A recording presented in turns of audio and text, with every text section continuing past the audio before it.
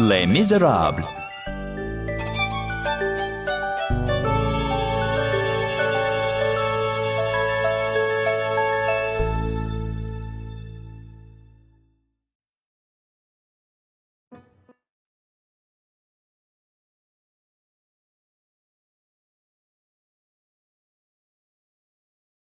Chapter 1. Two Desperate Souls.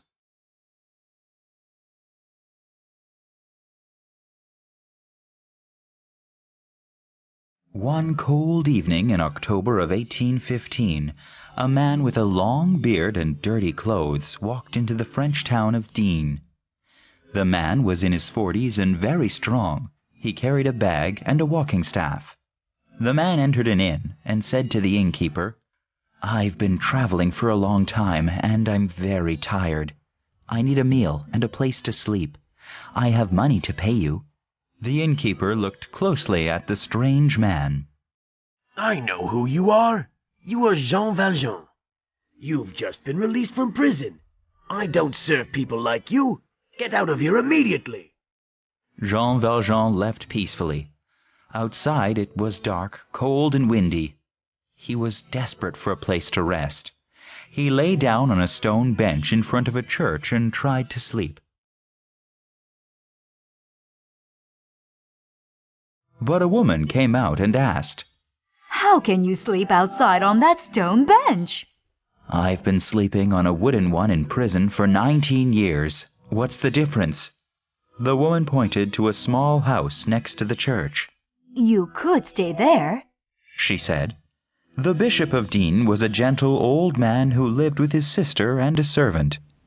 He helped anyone who was in need, and he never locked his doors.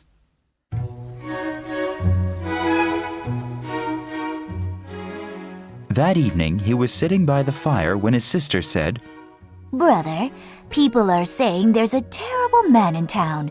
The police have told everyone to lock their doors and windows." But the bishop only smiled. Suddenly there was a loud knock at the door. "Come in," said the bishop. The bishop's sister and servant trembled when Jean Valjean walked into their house, but the bishop was calm. "I am Jean Valjean," said the stranger. "I've just been released from prison after 19 years. I've been walking for 4 days, and I desperately need a place to rest. Can you help me?" The bishop told his servant to set another place at the table for Valjean. "Sit down and warm yourself, Monsieur Valjean," said the bishop. "Dinner will be ready soon." After the big meal, Valjean began to relax and look around the small house. The bishop's house was not luxurious, but he could see the valuable set of silver knives, forks, and candlesticks at the table. Then he noticed the bishop's servant putting the silverware away in a cabinet. The bishop handed one of the candlesticks to Valjean. "Here, this will light your way. Follow me to the spare bedroom," said the bishop. Once they were in the room, the bishop said, "Good night, and don't forget to have a bowl of our fresh cow's milk before you leave tomorrow."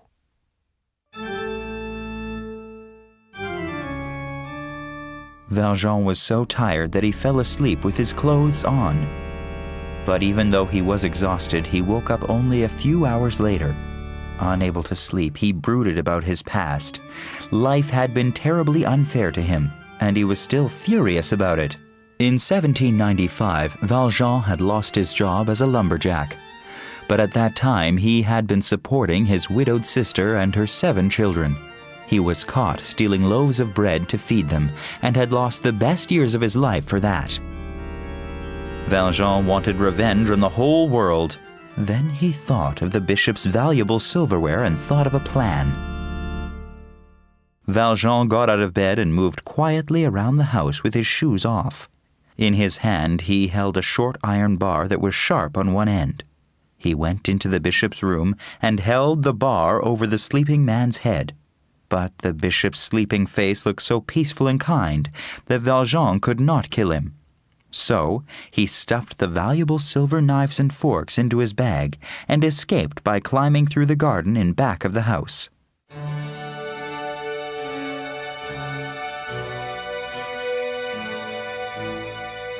The next morning, the bishop was sadly examining some flowers in the garden that had been damaged during Valjean's escape.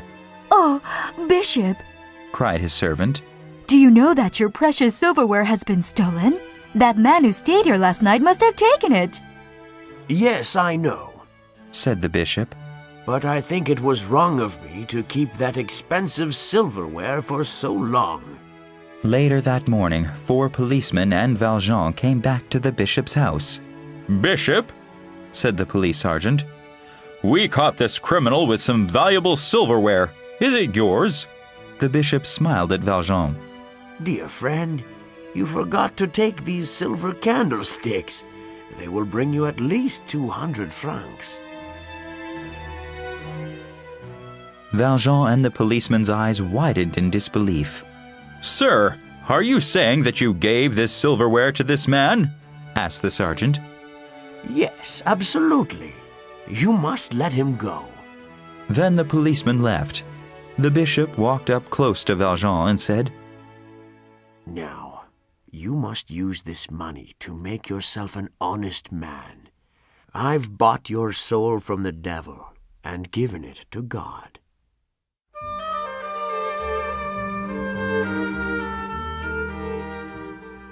Jean Valjean wandered into the countryside feeling confused. When the world had been unfair to him, and he had been very angry, things had made sense to him. But now that he had been shown such great kindness, he didn't know what to do. Then, as he crossed a large field, Valjean encountered a 10-year-old boy.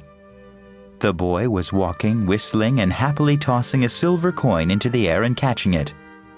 Valjean held out his hand and caught the boy's coin. Please, sir, give me my coin back.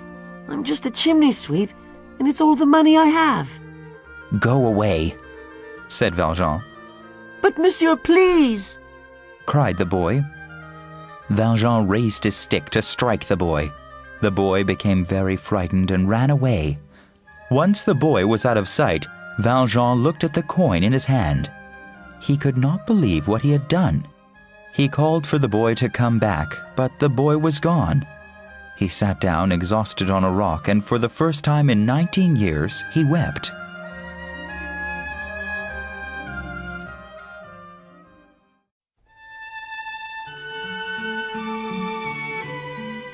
In the year 1818, in a small village named Montfermeil, near Paris, 2 small girls were playing on a swing. It was a lovely spring evening. Their mother was a plain-looking woman with red hair. She sat nearby watching them from in front of the small inn where they lived. Suddenly, a young woman approached her and said, Madame, your girls are very pretty. The young woman was holding a sleeping child in her arms, but she looked poor and unhappy. Thank you. Said the girl's mother. Sit down and take a rest. You look tired. The young woman sat down and introduced herself. Her name was Fantine. My name is Madame Thénardier. Said the woman with 2 daughters. My husband and I manage this inn. Fantine told the woman that she used to work in Paris, but her husband died, and she lost her job. But she was lying. In truth, she had gotten pregnant by a young man who ran away. It was very hard for unmarried women with children at this time. Then Fantine's little girl woke up. Her eyes were big and blue like her mother's. The little girl giggled and jumped off her mother's lap. She ran to play with the 2 girls on the swing. What's your daughter's name? Asked Madame Thénardier. Her name is Cosette. She's nearly 3. The 2 women watched their children playing together. Madame Thénardier laughed. Look at how easily they play. They could be sisters. These words made Fantine do something very strange. Suddenly, she grasped the other woman's hand and asked, Could you possibly take care of her for me? I must find work, and it's almost impossible for a woman with a child and no husband. I'll get her as soon as I have a job. I have enough money to pay you 6 francs per month. Madame Thénardier did not answer. She did not know what to say. but her husband was standing behind them. We'll take care of her for 7 francs a month if you pay 6 months in advance. Fantine took the money from her purse. The next morning, Fantine said goodbye to her daughter, kissing her and crying as if her heart were breaking.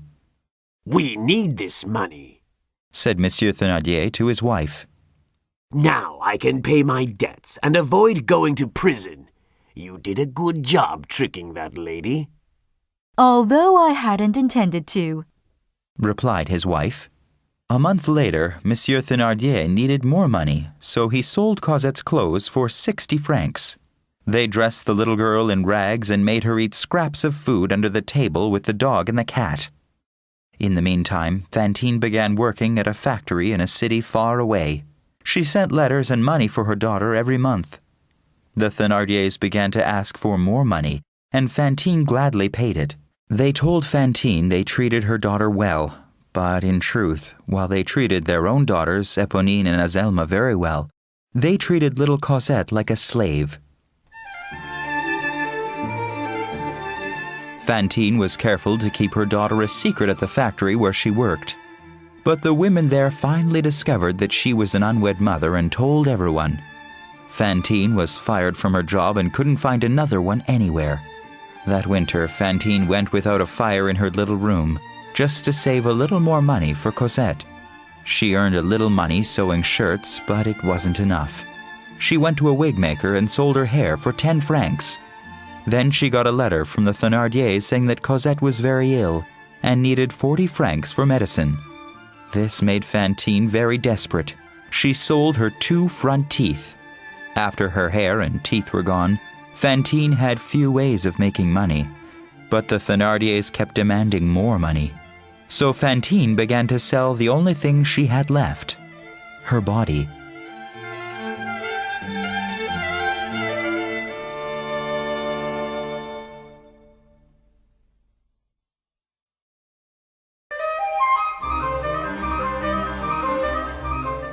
Chapter 2. The Guardian.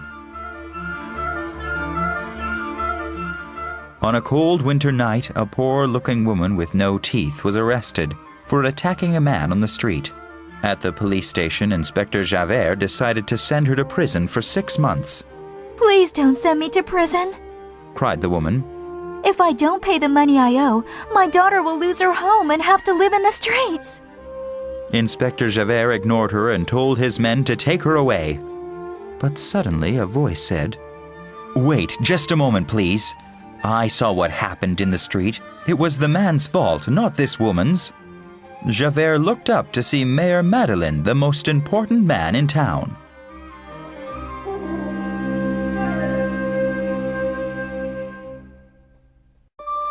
Before he was the town's mayor, Monsieur Madeleine had arrived suddenly on a winter evening in 1815.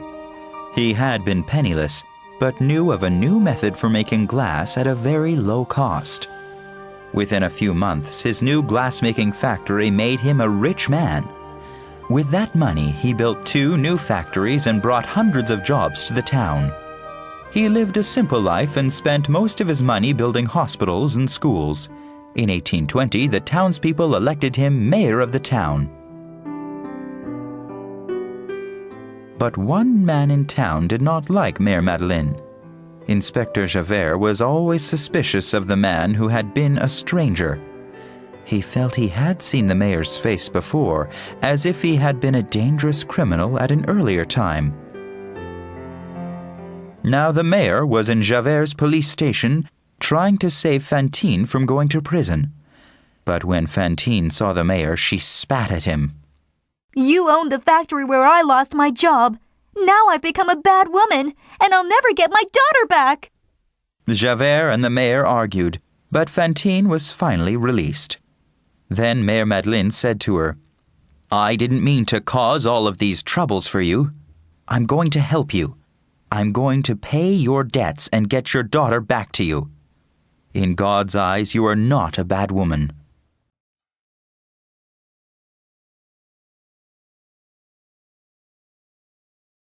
Fantine wept at the kindness the mayor was showing her. She knelt down and kissed his hand. The mayor sent the Thénardiers 300 francs and told them to send Cosette to him right away. But Monsieur Thénardier wrote back demanding 500 francs. Mayor Madeleine sent the money, but the Thénardiers still didn't send Cosette. Even though Fantine was close to being happy again, the years of misery and poverty had left her very weak. She became very sick and couldn't get out of bed. Whenever Mayor Madeleine visited her, all she asked was, When can I see my Cosette? "Soon," he said, to which she would smile with joy. One morning, Mayor Madeleine was preparing to travel to the Thénardiers' town himself and pick Cosette up. But Inspector Javert suddenly came into his office. "I want to apologize for being suspicious of you," said the inspector. "What are you talking about?" asked Mayor Madeleine. "For years I've suspected you of being the escaped criminal Jean Valjean. But now the police in another town have caught the real Jean Valjean. The man says his name is Champmathieu, but there are several witnesses who swear he is Jean Valjean. He will face trial tomorrow and go to prison for life. I am sorry for doubting you." The inspector left, and Mayor Madeleine cancelled his trip to visit the Thénardiers for the following day. That night he lay awake in bed. Mayor Madeleine was in fact Jean Valjean. He could not let the man Champmathieu spend the rest of his life in prison for his crimes. He would have to go to the man's trial and admit the truth. He would lose everything he had worked for, but he had no choice. The truth was the most important thing.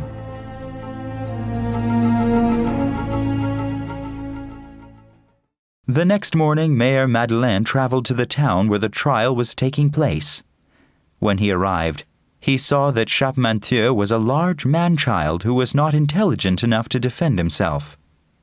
Just when the judge was about to convict Champmathieu of being Jean Valjean, Mayor Madeleine stood up and said, "This man is not Jean Valjean. I am." Gasps were heard around the courtroom. No one believed him at first, but he told them information that only Jean Valjean could have known. "I must leave now," said Mayor Madeleine. "I have some business I must do, but I'll not try to escape when my business is finished." They let him leave the courtroom, and the judge allowed Champmathieu to go free.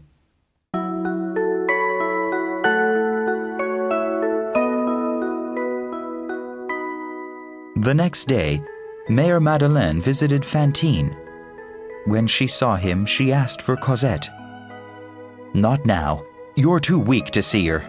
You must get well first," he said. Then Inspector Javert entered the room. Fantine thought the inspector was there to arrest her and became afraid. But Mayor Madeleine said, "He's not here for you." Then to Inspector Javert he said, "Just give me 3 days to go and get her child, and then you can take me to prison." "I'm not going to give you 3 days to escape," said Inspector Javert. But my child! Cried Fantine. "Shut up, you dirty whore!" shouted Inspector Javert. "This man is not Mayor Madeleine, and he's never going to bring your daughter to you. He's a dangerous criminal named Jean Valjean, and he's going to prison." Fantine fell back on her pillow and lay totally still. Jean Valjean ran to her bedside. She was dead. "Your words have killed her!" he yelled at Inspector Javert. "Come to the police station with me now, or I'll call my men to arrest you by force," said Javert. Jean Valjean kissed Fantine's head and said to the inspector, "I'm ready to go now." 2 days after being arrested, Jean Valjean escaped from prison. He managed to break the bars over his window and disappeared into the night. On Christmas in 1823, business at the Thénardiers' Inn was very good. The guests ate and drank noisily while Cosette, now 8 years old, sat in her normal place under the kitchen table. She was dressed in rags, knitting wool stockings for the Thénardiers' 2 daughters. One night, Madame Thénardier ordered Cosette to go out in the cold to get a bucket of water. As she left, Madame Thénardier gave her a coin and told her to get some bread, too.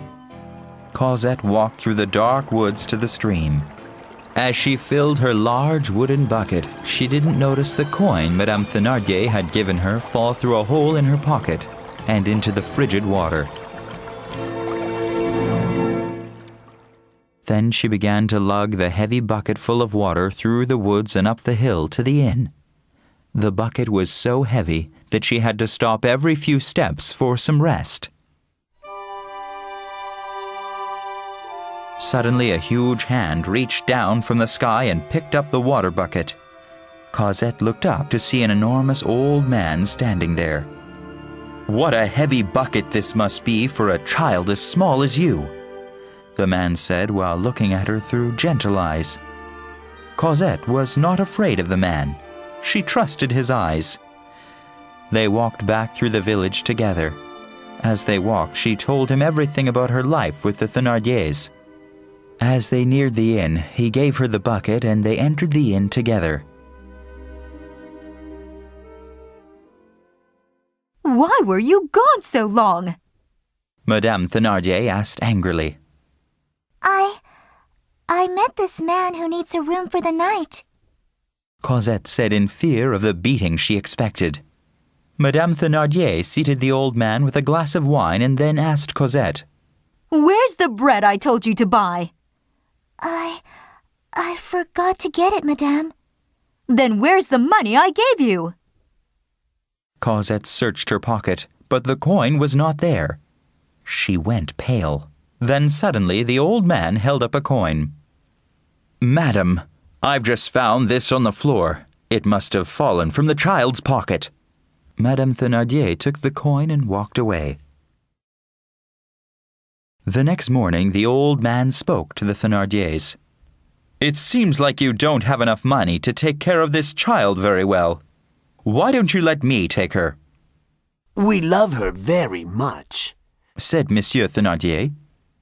We couldn't let you have her for less than 1,500 francs. The old man quickly handed him 3 500-franc notes and said, "Now fetch Cosette."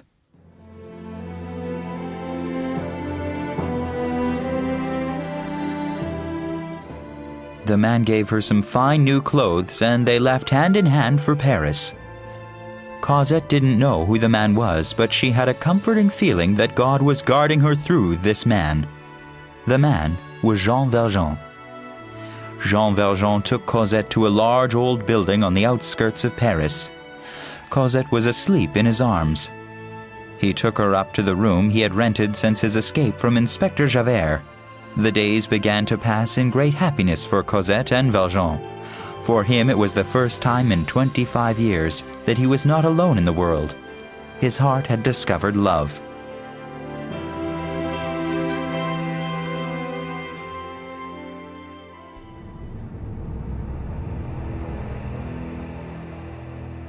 One evening, Valjean heard someone on the stairs outside his room.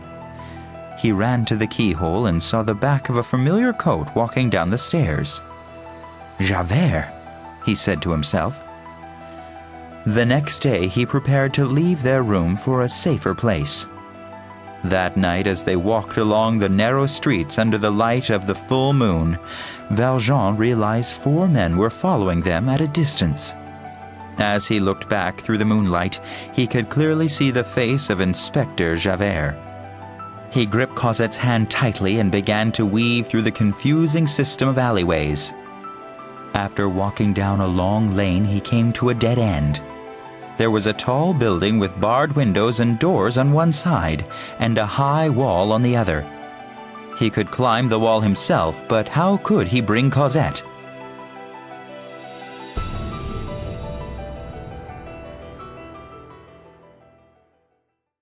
Then he noticed a streetlight and had an idea.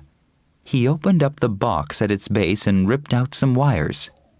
Then he tied the wire around Cosette's waist and climbed the wall, pulling her up after him.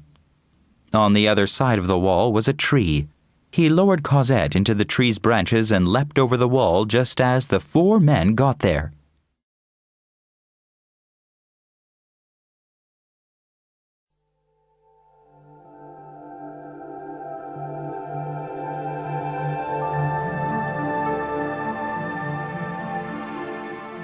Chapter 3. The Parisians.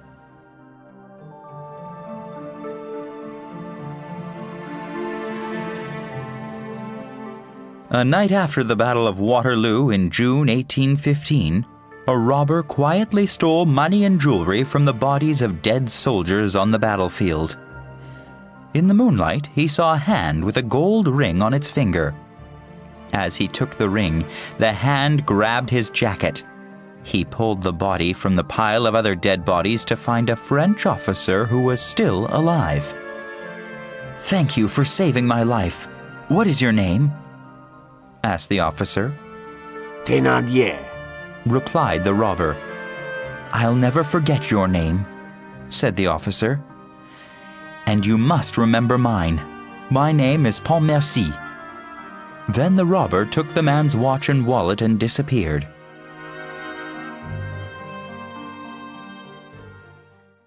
The officer, whose name was Georges Pontmercy, had a son named Marius. Marius, whose mother had died, lived with his grandfather, a very wealthy man named Monsieur Gillenormand. But Monsieur Gillenormand hated his son-in-law Marius's father. After Georges Pontmercy recovered from his injury, Monsieur Gillenormand paid him to stay away from his son. Pontmercy accepted the offer because he wanted his son to have a good life.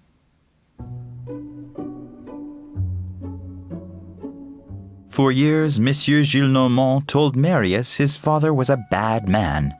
But when Marius turned 17, he learned the truth, that his father had been a brave soldier. Marius searched for his father, but by the time he found him, he had died. All Marius received from his father was a letter. "To my son.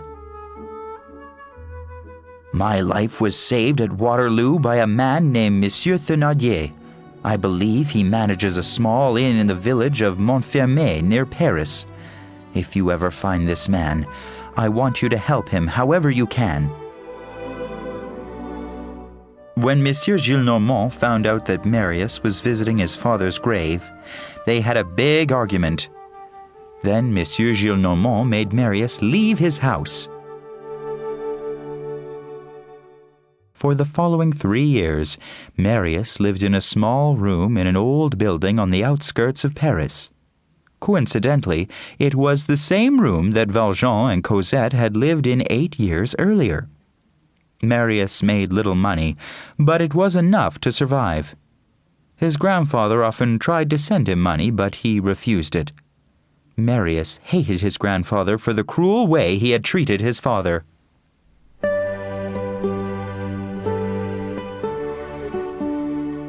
Marius was a handsome young man, but he was very shy. He lived a quiet life of studying, writing, and taking daily walks. Sometimes on his walks, Marius noticed an elderly man and a young girl who always sat on the same bench in the Luxembourg Gardens. The girl was 13 or 14 and always wore the same black dress, but what Marius noticed were her lovely blue eyes. For some reason, Marius stopped going to the Luxembourg Gardens. When he returned 1 year later, they were in the same place. The only difference was that the thin girl of a year earlier had become a beautiful young woman. She had soft brown hair, smooth pale skin, deep blue eyes, and a gorgeous smile.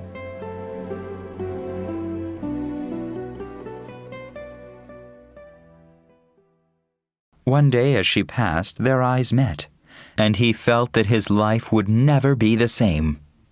He began to watch the old man and the girl every day. He followed them so much that the old man started to become suspicious of him and began coming to the gardens less frequently, sometimes without the girl. When the old man and girl stopped visiting the gardens, Marius became depressed. So he tried to find out where they lived. Finally, he learned they lived in a small house at the end of a street named Rue de la Queste.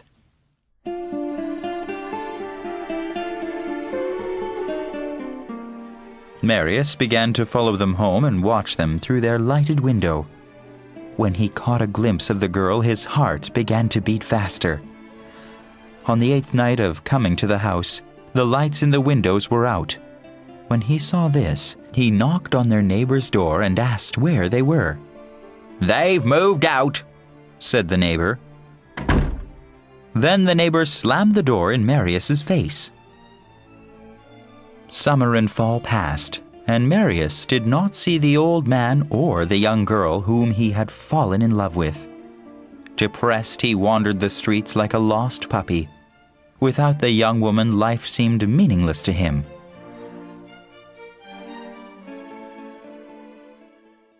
Then one day Marius found a packet of 4 letters near his room.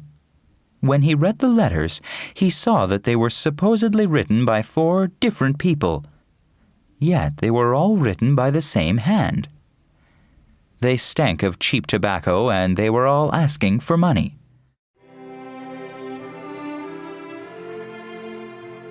The next morning there was a knock on Marius's door.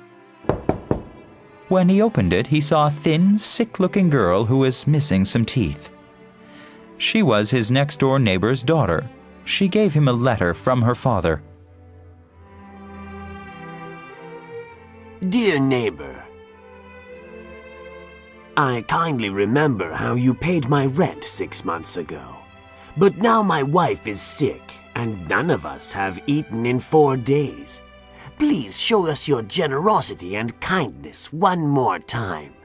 Yours truly, Monsieur Jondrette.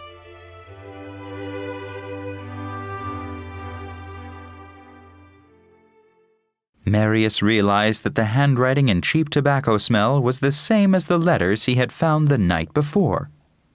All of them were from the poor family in the next room. He had never paid attention to the Jondrettes in the months they had been his neighbors, but now he realized Monsieur Jondrette's business was writing dishonest letters that asked for money from people who he thought were wealthier than him. While Marius was reading the letter, the girl watched him. Then she moved closer to him and put her cold hand on his shoulder. You know, Monsieur Marius, you're a very handsome boy. You never notice me, but I see you looking lonely all the time. I think I have something of yours. Marius said, moving away from her touch. He handed her the parcel of 4 letters that he had found. Oh, yes, I've been looking all over for these. Taking out one of the letters, she said, This one's for the old man who goes to church every day. If I hurry, I'll be able to catch him on the street. He might give me enough for dinner.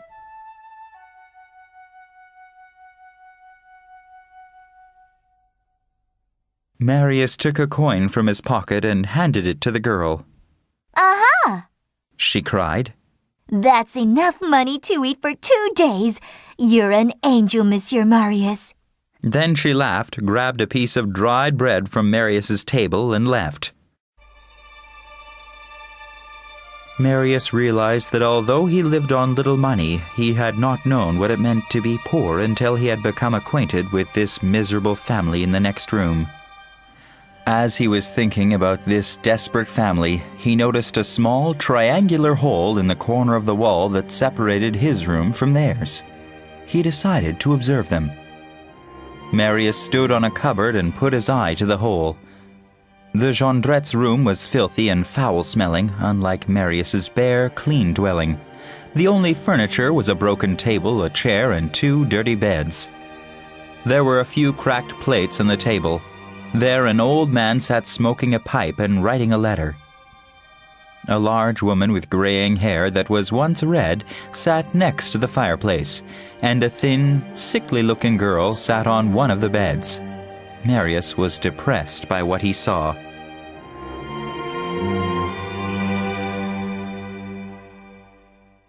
Marius was going to stop looking when suddenly the girl who had come to his room bounded through the Jondrette's door. He's coming! she cried happily. Who's coming? Asked the father. The old man who goes to church with his daughter every day. I saw them on the street and he's coming. I ran ahead to tell you. They'll be here in 2 minutes. Good girl, said Monsieur Jondrette. Quickly, put out the fire. The girl poured water on the fire while Monsieur Jondrette broke the chair with his foot. He told his younger daughter to break the window. The girl put her fist through the glass and cut her arm very badly. She ran to the bed covered in blood. Great. The more miserable we look, the more money the kind gentleman will give us. Then there came a knock at the door. Monsieur Jondrette opened the door, bowing almost to the floor. The old man and the young girl entered the room. Marius was in shock. It was the old man from the park. It was the young girl he had fallen in love with.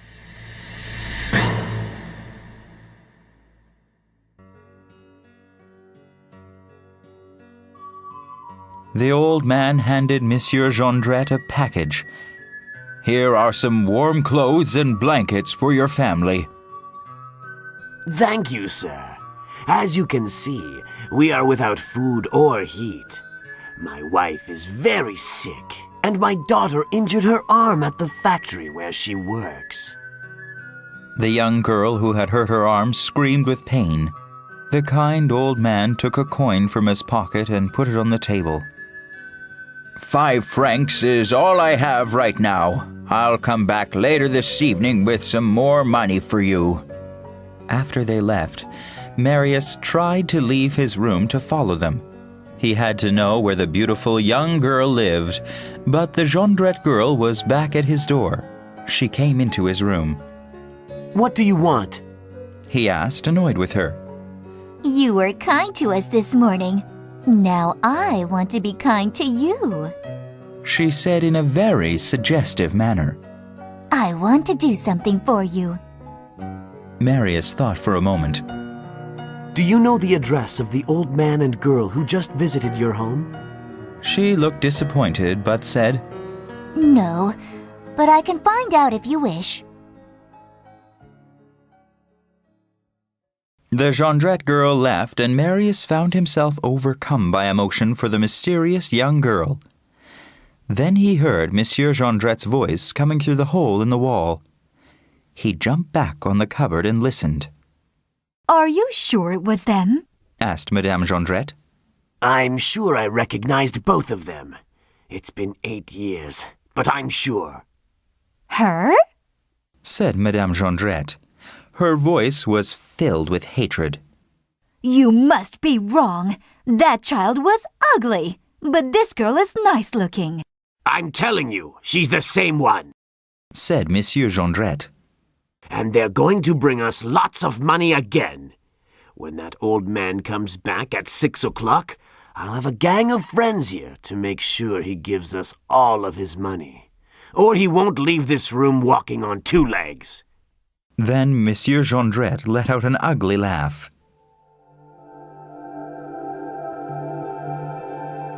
Marius knew he had to save the old man and the young girl he loved.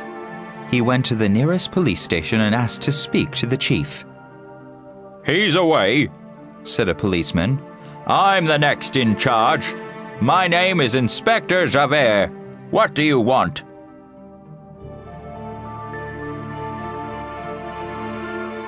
Marius told the inspector about Jondrette's diabolical plan. When Javert heard the address, his eyes lit up. He gave Marius a small gun.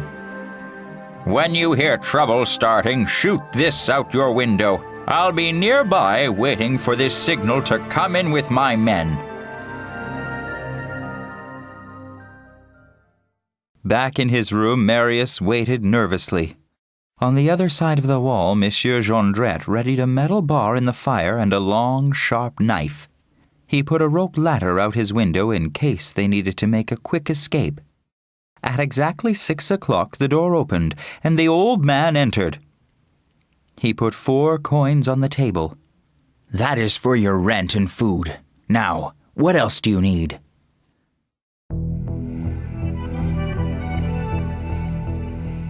After a few minutes of small talk, Monsieur Jondrette called in his friends. 3 men armed with metal poles rushed into the room. The old man picked up the broken chair, ready to fight. Marius prepared to fire his pistol. Don't you recognize me? Monsieur Jondrette asked the old man. "No," the old man replied. My real name isn't Jondrette. It's Thénardier. Now, do you know me? The old man trembled. Upon hearing the name Thénardier, Marius almost fell from the cupboard he was standing on. It was the name of the man who had saved his father's life. Suddenly, he could not fire the gun to call the detectives as he had planned.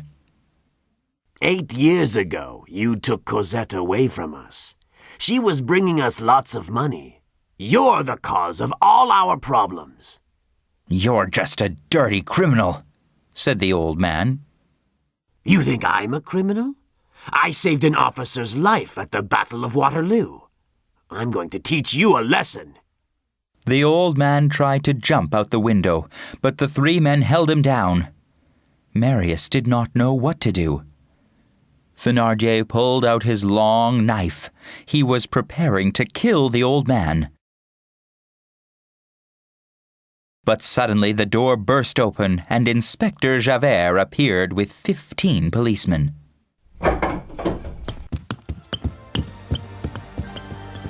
They began to arrest everybody in the room. Amid the confusion, the old man managed to escape out of the window. He was gone before they noticed him missing.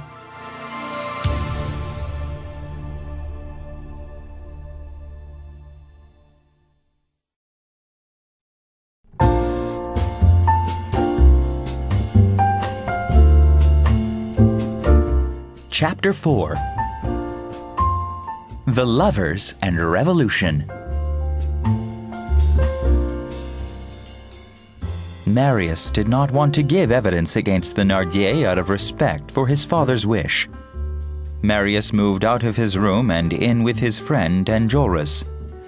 One day, Marius was sitting by a stream dreaming of his love when he heard a familiar voice. He looked up and recognized Éponine, the Thénardier's daughter. Finally, I found you, She said. I've looked everywhere. Marius said nothing to her. You don't seem happy to see me. She said. But I can make you happy if I want to. How? I've got the address you wanted. His heart skipped a bit. He jumped up and grabbed her hand. Let's go at once. He cried. And promise you'll never tell your father the address. That night Cosette was alone in the house Jean Valjean had bought a year before. It was a small house on a back street with a tiny wild garden. Valjean was away on business and she was playing the piano when she heard footsteps in the garden. When she took a look, the garden was empty.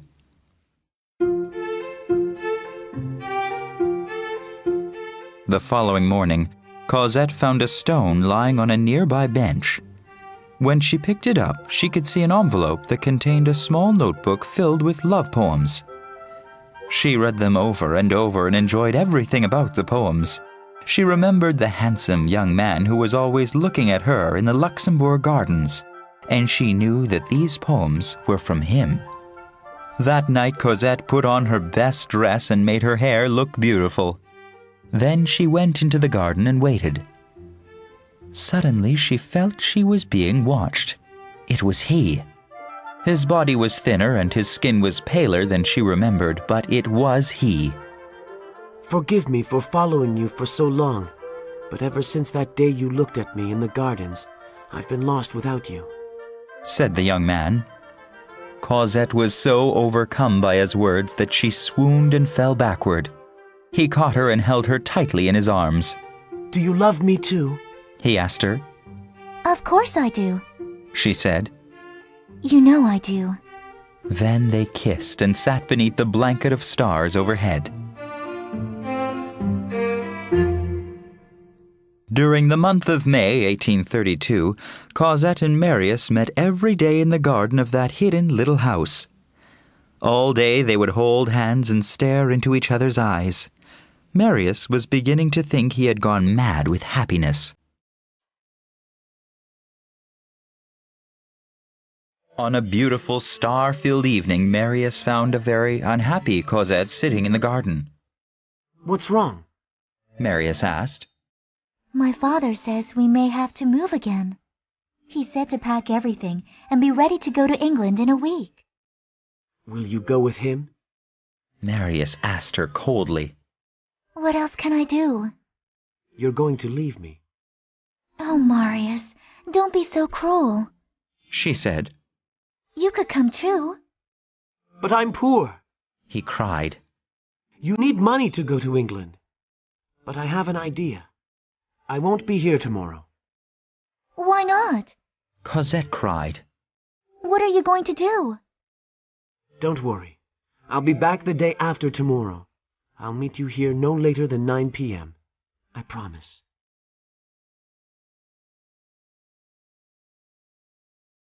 Marius's grandfather, Monsieur Gillenormand, was now 90 years old. He was very unhappy that he had not seen his grandson for years. He was too proud to admit he was wrong, but he secretly hoped his beloved grandson would return one day.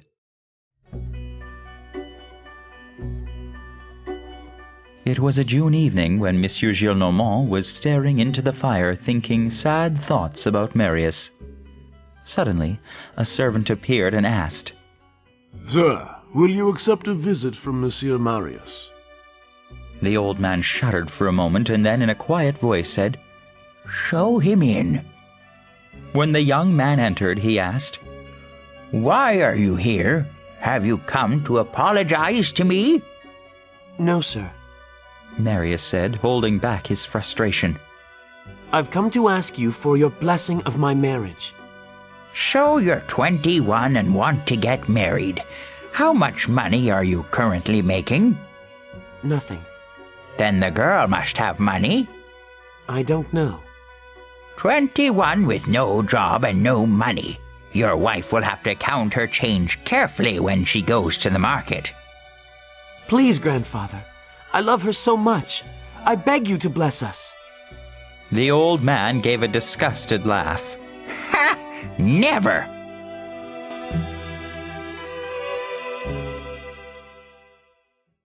Marius was depressed and exhausted. When he returned to Enjolras' apartment, Enjolras was there with some of his revolutionary friends. The group was excited because there was about to be a battle in the streets between the government soldiers and the revolutionaries.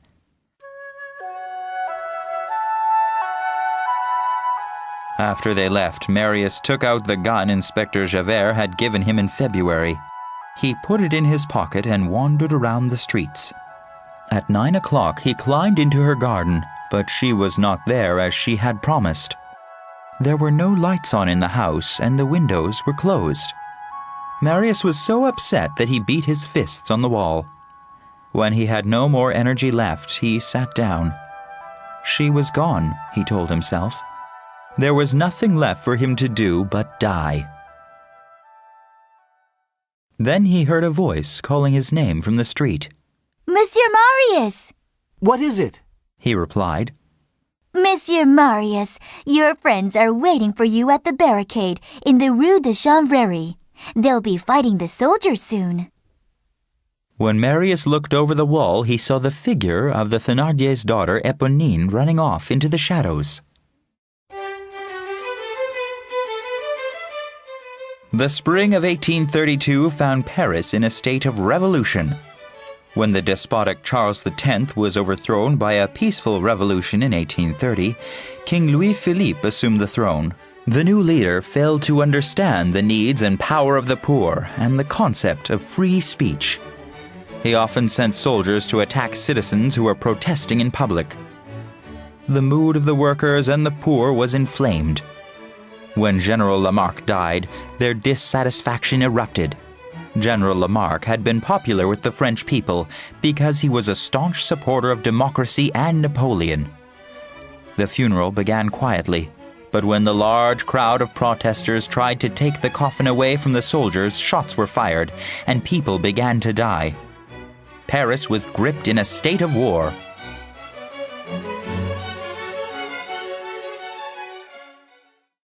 Enjolras and his friends were building a barricade outside a wine shop in the market district.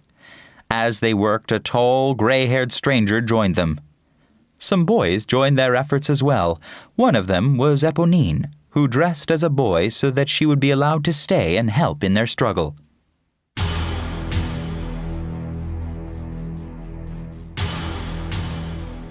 When they had finished building the barricade, Enjolras and his men took a rest. There were 50 of them preparing to fight against 60,000 soldiers. The odds were against them, and they knew it. As they sat drinking their wine, Enjolras began to suspect the tall, gray-haired stranger of being a spy. You're a police officer sent here to spy on us. Admit it, said Enjolras. The man tried to deny it, but eventually he admitted the truth. He was a police spy. My name is Javert, said the man. Enjolras took him prisoner and tied him to a post. Then he told him, we are going to shoot you 2 minutes before the barricade falls. As Marius neared the barricade, the soldiers attacked. Bullets whizzed everywhere. Marius saw Enjolras being attacked by a soldier. He pulled the gun from his pocket and killed the soldier. But while he was saving Enjolras, he did not see another soldier aiming a gun at him. The soldier fired, and at that moment, a boy jumped in front of the gun to save Marius. All around were the dead bodies of rebels and soldiers.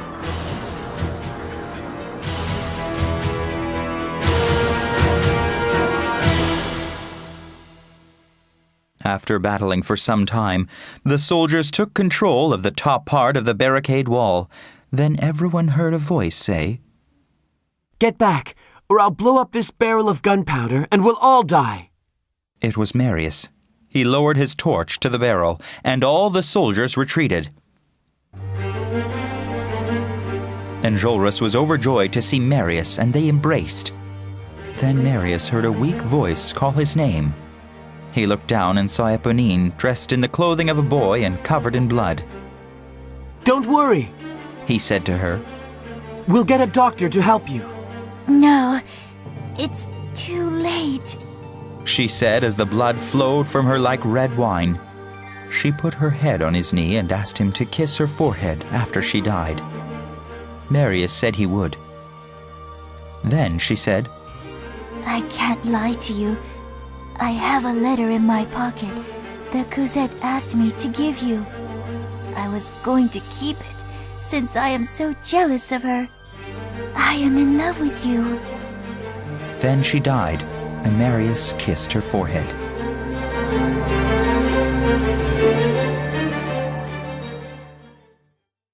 He read the letter from Cosette. My dear, we must leave this house now. We're going to number 7 Rue de l'Homme Armé tonight. In a week, we'll move to England. I hope I see you again.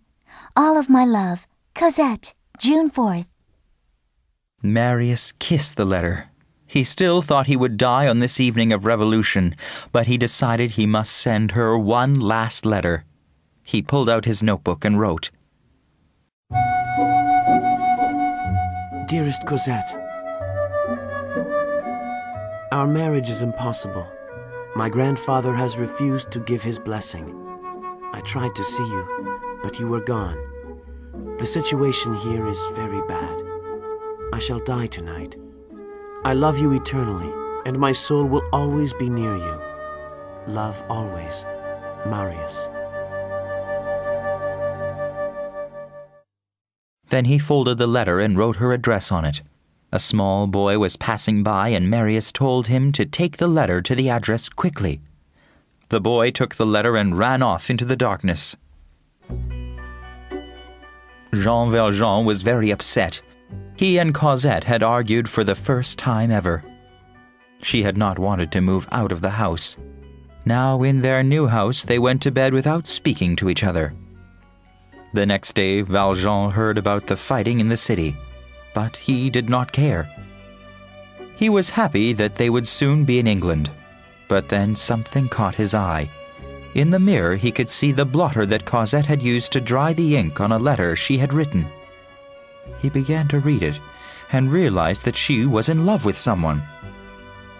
Jean Valjean felt angry and betrayed that someone wanted to take away the only person he had ever loved. He knew that it must be the young man they had seen so often at the Luxembourg Gardens.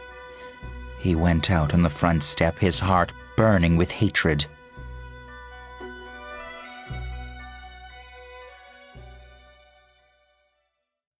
Valjean was wondering how he could take revenge on this man when a small boy approached with a letter for Cosette. He took the letter and read it. The words, "I shall die tonight," made him happy. The man's death would solve his problem. Perhaps the man was already dead. Then Valjean realized that he would have to try to save this man for Cosette's happiness, even though he hated this man more than anyone in the world. 30 minutes later, Valjean put on his old National Guard uniform, stuffed a loaded gun in his pocket, and left for the market district of Paris.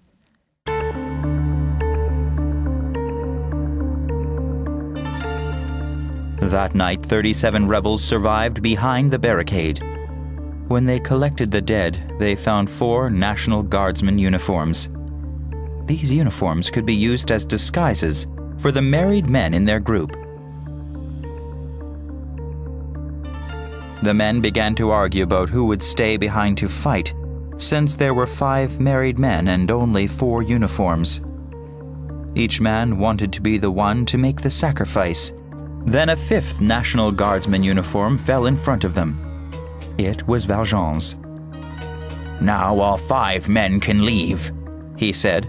He joined the group behind the barricade. Shortly after, the soldiers began firing cannonballs at them. The barricade began to crumble under the attack.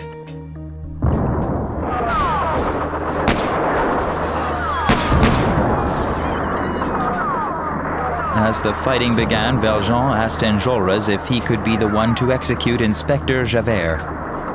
Enjolras said, "You deserve a reward for giving us that uniform, so yes, take him in back of the alley and shoot him." Valjean took Javert back to the alley. On a nearby pile of corpses was the dead body of Eponine. "I think I know that girl," Javert said, sadly resigned to his fate. "Now take your revenge." Valjean pulled out his gun and fired it into the air. Then he took out his knife and cut the rope binding Javert's wrists. "You are free to go," he said. "This is embarrassing," said Javert. "I'd rather you just kill me."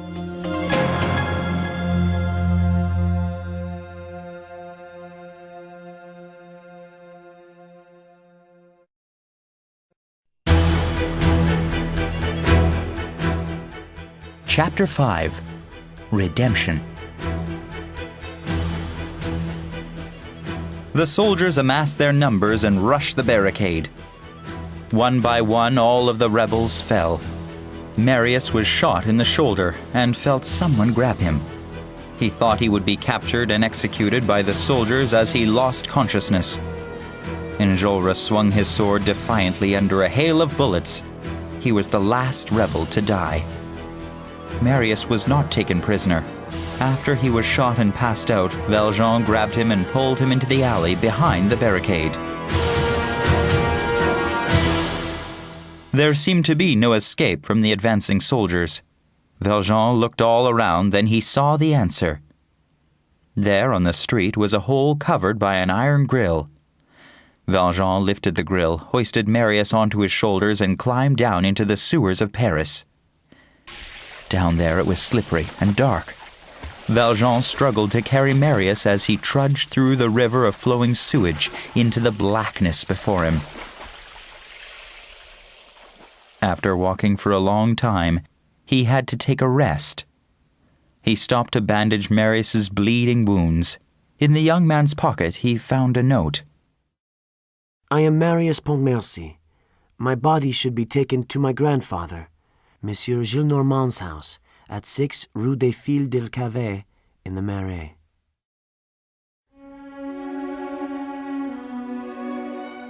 Valjean memorized the address and continued his journey through the sewer toward the river. After many hours, he could see light at the end of the long tunnel. But when he got there, the iron gate between the sewer and their freedom was locked. Valjean let out a cry of despair. There was no way out. Then he felt a hand on his shoulder. It was Monsieur Thénardier. He had escaped from prison into the sewers.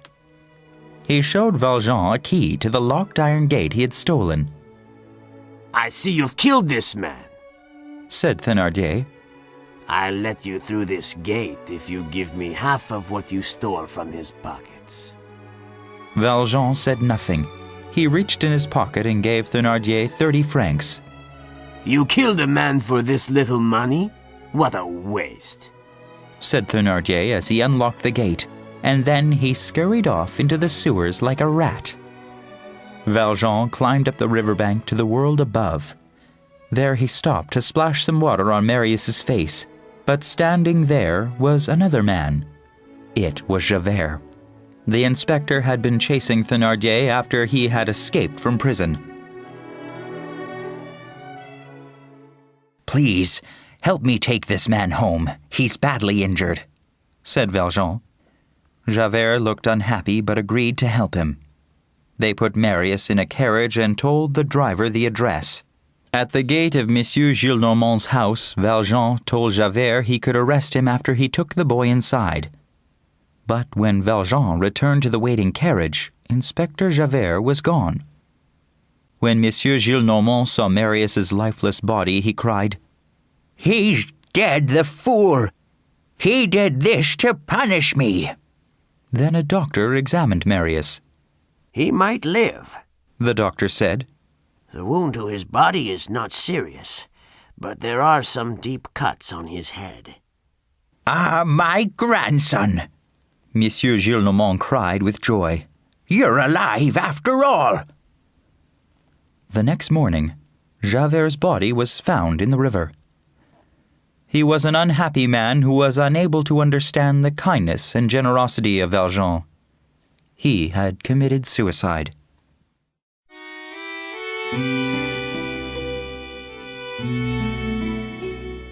Marius spent the next 3 months recuperating. Grandfather, he said one day, I still plan to marry Cosette. Of course, my boy, said Monsieur Gillenormand, who had become a much kinder man since his grandson was returned to him alive. It's all been arranged. She's just waiting for you to heal properly as the doctor ordered. I've gotten to know her and her father. I think she's a charming girl. Marius was overjoyed. Later that day, Cosette came to visit him with her father, who had a strangely nervous smile. Their wedding was set to take place in February of the following year. The happy couple decided they would live with Monsieur Gillenormand after they were married.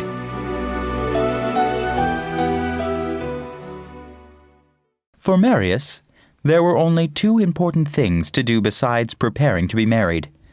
He wanted to find Thénardier, even though he knew the man was a terrible thief. He desperately wanted to respect his father's last wish. Secondly, he wanted to find whomever it was who saved his life on the night he was shot. He often spoke of this to Cosette and Valjean, but Valjean was always silent.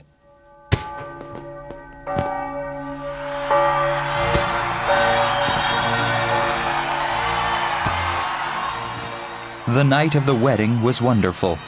The only thing that made Cosette unhappy was that Valjean had said he felt ill and had gone home before the feast.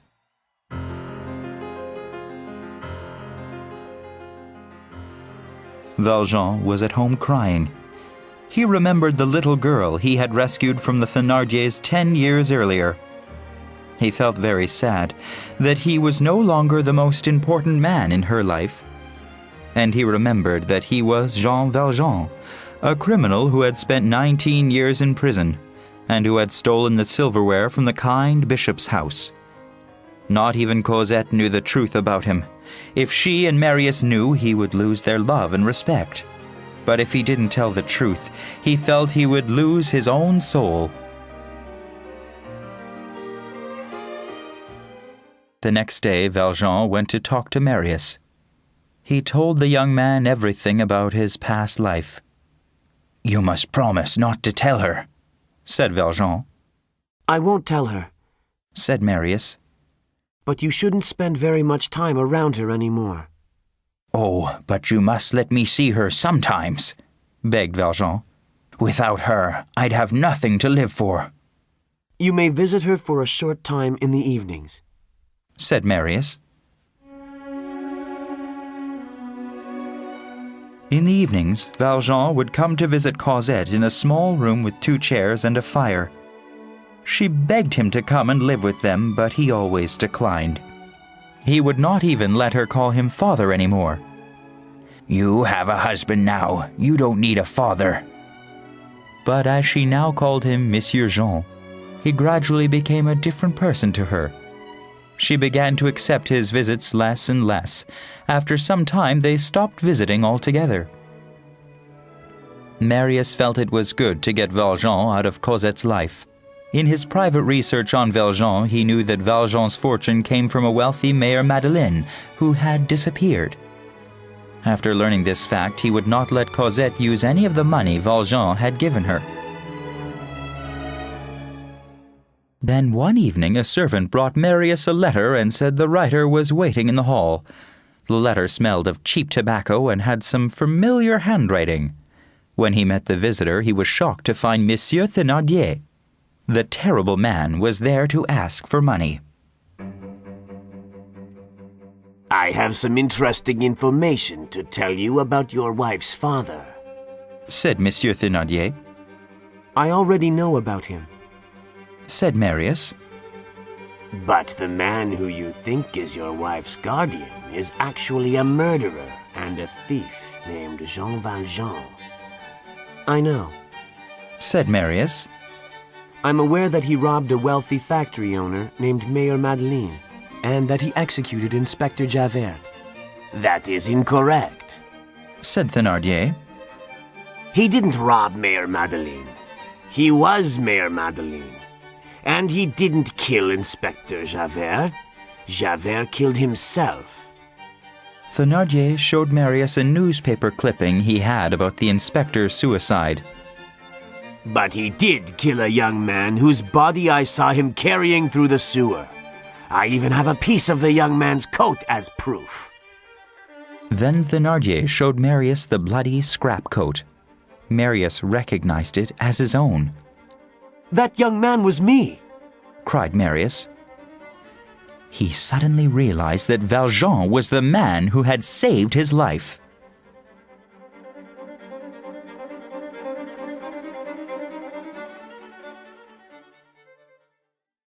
Marius gave Thénardier enough money to take his remaining daughter, Azelma, to America and start a new life. Then he ran to Cosette and told her everything. Your father was the man who saved me. We must go to him at once.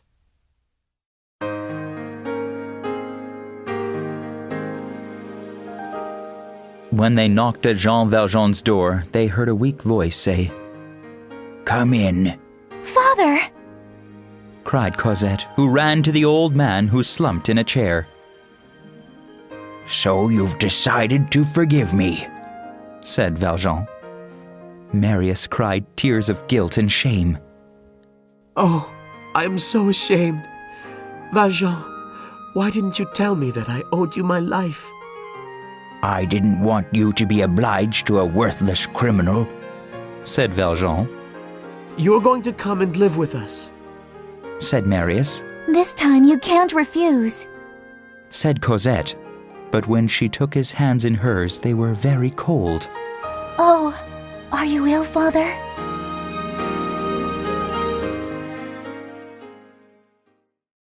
"No, not ill," said Valjean. "I'm dying. But to die is nothing. Not to live is terrible." Valjean's breathing became difficult. He pointed to a nearby table. Cosette, I want you to have those silver candlesticks. The person who gave them to me is watching us now. I hope he is pleased. Now, Cosette, the time has come for me to tell you about your mother. Her name was Fantine. You mustn't forget it. She loved you very much and suffered greatly. Her great sorrow was as much as your great happiness is now. God balances things that way. I will leave you now, but remember to always love each other. Love is the only thing that matters in life. Cosette and Marius knelt beside Valjean, weeping as the final breath escaped from his lips. In the light of the 2 candlesticks, they could see on his face a peaceful smile.